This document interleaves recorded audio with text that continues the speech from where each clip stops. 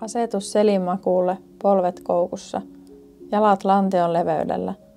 Aseta toinen käsi alavatsalle ja toinen käsi alaselän alle.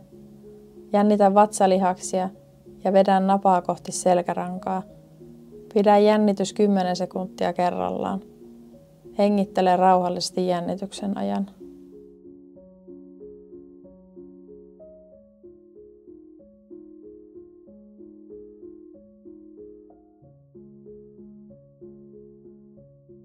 Asetu nelinkontin, selkä luonnollisessa asennossa. Pidä keskivartalo liikkumattomana liikkeen ajan. Ojenna hallitusti vastakkainen käsi ja jalka suoraksi. Palauta takaisin. Tee sama toiselle puolelle.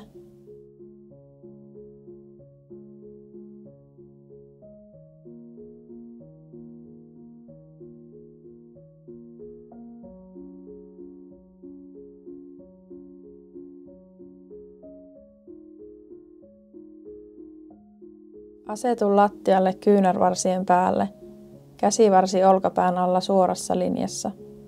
Jalat lantion levyisessä asennossa.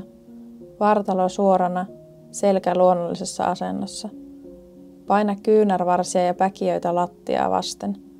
Jännitä keskivartalon lihakset. Pidä lantio liikkumattomana harjoituksen ajan.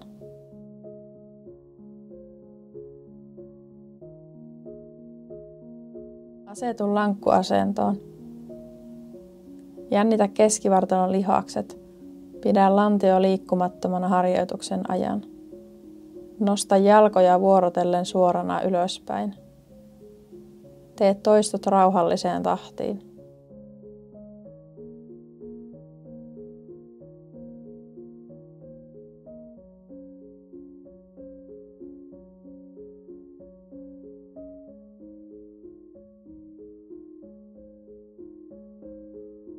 Asetu kyljellesi, kyynärvarsi olkapään alapuolella suorassa linjassa. Aseta jalat päällekkäin, jonka jälkeen nosta lantio ylös. Ja pidä asento. Huomioi, että vartalo on suorassa linjassa edestä ja sivulta katsottaessa.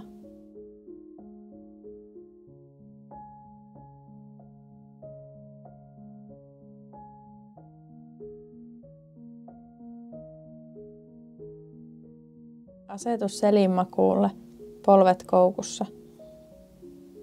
Paina kantapäitä kohti lattiaa ja nosta lantio ylös. Pysäytä liike yläasennossa. Palaa rauhallisesti takaisin alkuasentoon.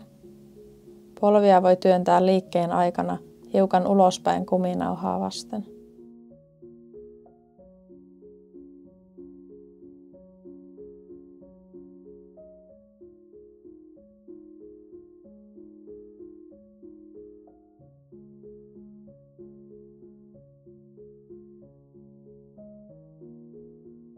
Asetu selinmakuulle, polvet koukussa.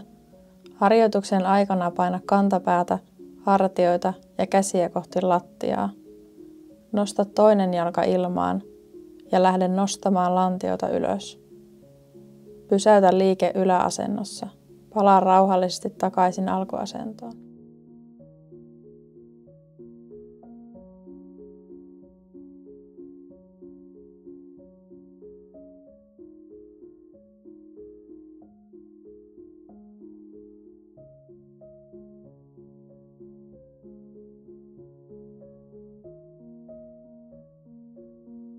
Aseta kädet suoraan linjaan olkapään kanssa.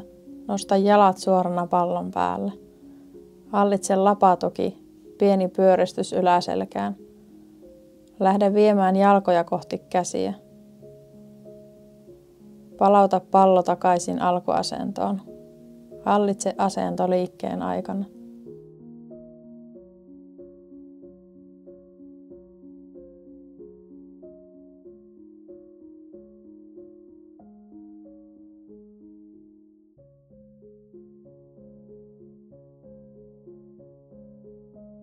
Aseta yläselkä pallon päälle. Polvet 90 asteen kulmaan. Keskivartalo tiukkana ja vartalo suorana. Lähde nostamaan jalkoja vuorotellen polvikoukussa ylöspäin. Poista liikettä rauhalliseen tahtiin.